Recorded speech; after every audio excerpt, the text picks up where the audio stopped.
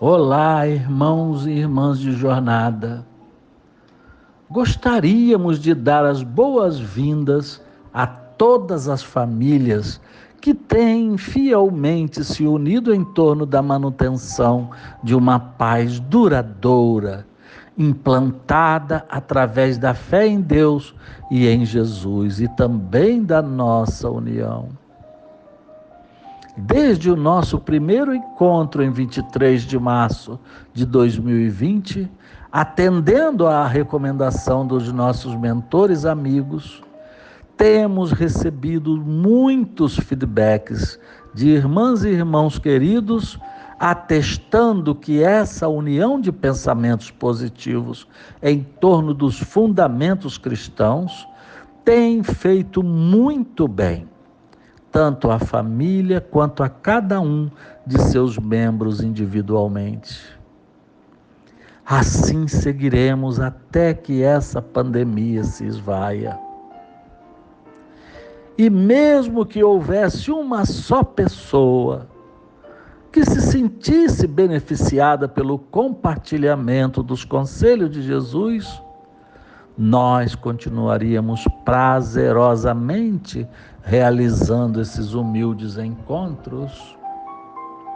Que o nosso Mestre nos inspire cada vez mais a sentirmos sua presença em nosso ambiente familiar, dando-nos reconforto e harmonia, além do reforço imensurável na nossa fé e na nossa esperança.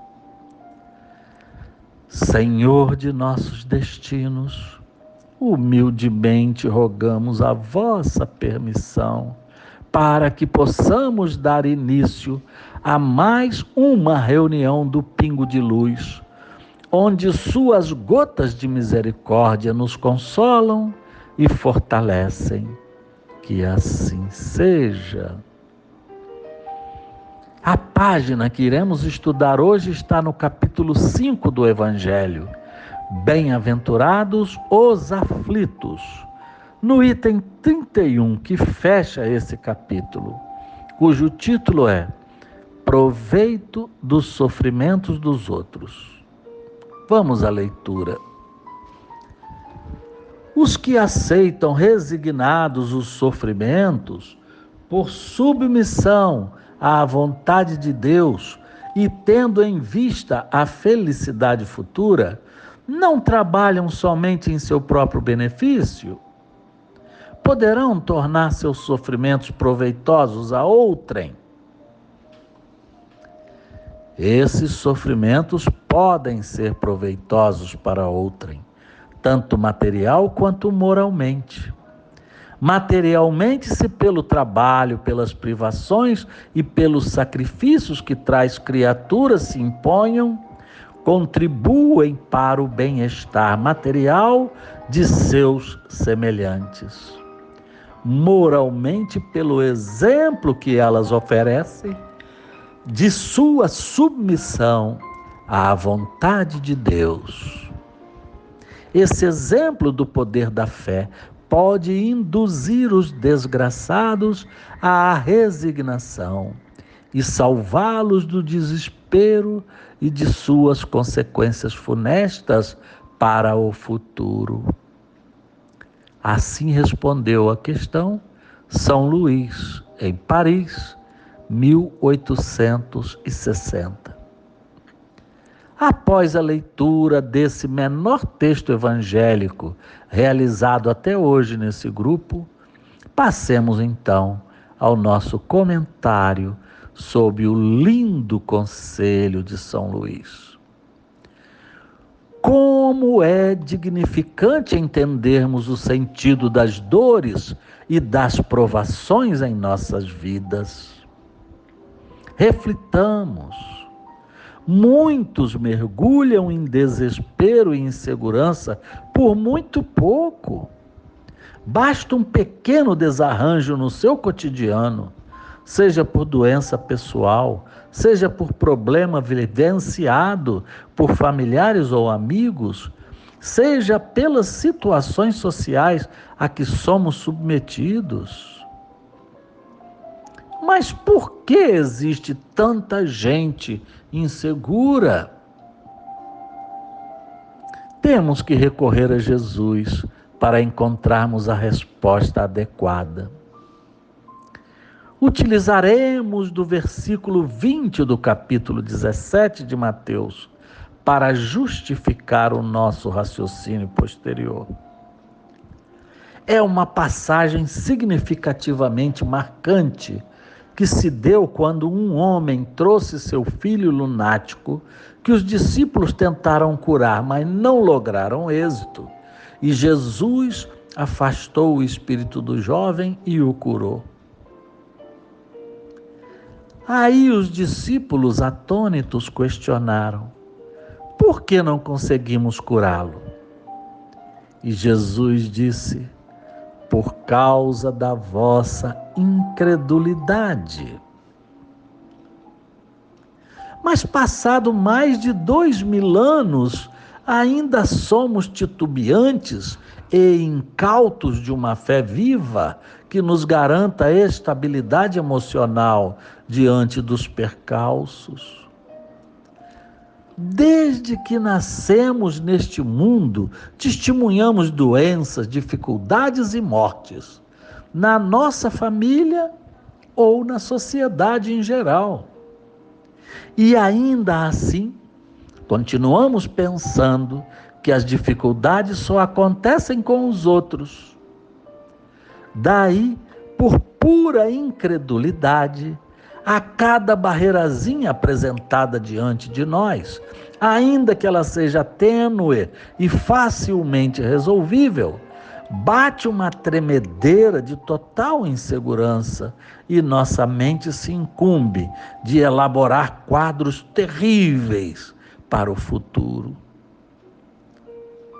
Pergunto então, por que preferimos conjecturas pessimistas do que nos convencermos de que tudo é passageiro e que um dia vai cessar?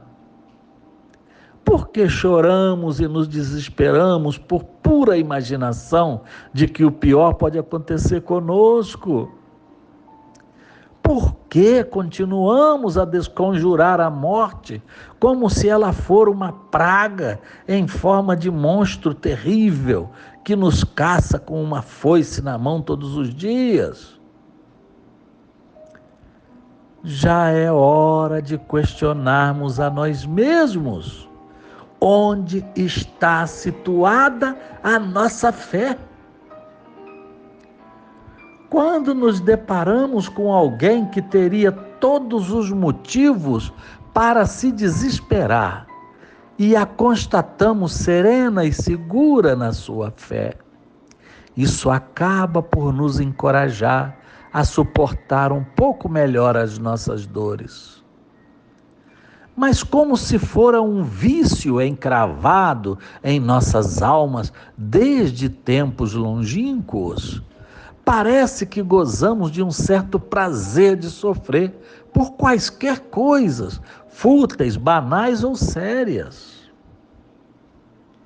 E ficamos buscando boas desculpas para nós mesmos continuarmos justificando um sofrimento que não deveria ser cultivado ou prolongarmos um sofrimento já existente por tempo indeterminado. Que prazer maquiavélico é esse que muitos têm de impor a si mesmos um castigo severo, sem razão lógica? Não, meus irmãos e irmãs, já passou da hora de demonstrarmos para os que nos cercam o respeito que velamos às leis de Deus e o quanto os conselhos de Jesus funcionam em nós como braços consoladores, como ombros apaziguadores de nossos corações, que nos provocam uma paz interior tão consistente que nada mais nos abala. Nenhum de nós está livre de desafios e barreiras, ou até dores, que só nos fazem crescer em realidade. Portanto, tenhamos plena convicção de que qualquer jugo se torna suave quando confiamos nossas vidas à companhia de Jesus. Se qualquer dificuldade se nos parece avassaladora, os vertedouros da fé amenizam-na, tornando-a tolerável e quase sempre transformando-a em motivo de profundas reflexões e de mudanças de hábitos para melhor. Além de a pessoa conformada servir de exemplo de perseverança e esperança para todos que a cercam. Então, as vantagens de se adubar a fé todos os dias para torná-la mais forte só traz benefícios a quem a pratica.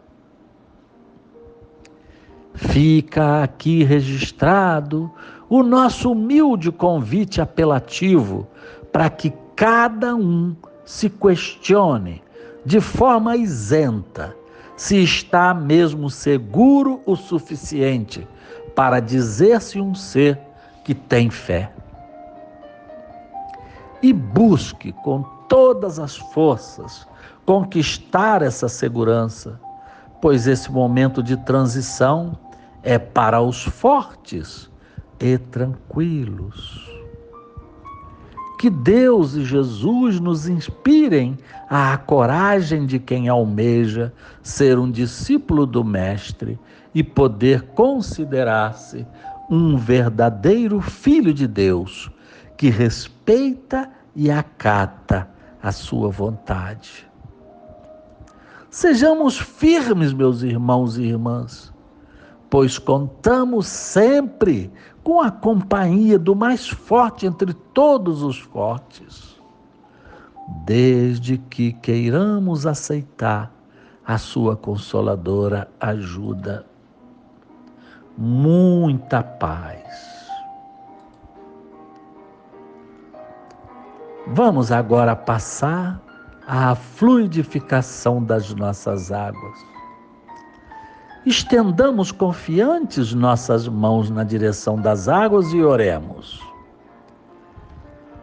Ó médico dos médicos, imploramos que assenhoreai-vos de nós nesse instante, para que as vibrações favoráveis se façam no nosso ambiente, permitindo que todas as energias beneméritas possam ser absorvidas, tanto por nós quanto por essas águas, que haverão de se transformar em apanágios da cura para quem delas fizer uso.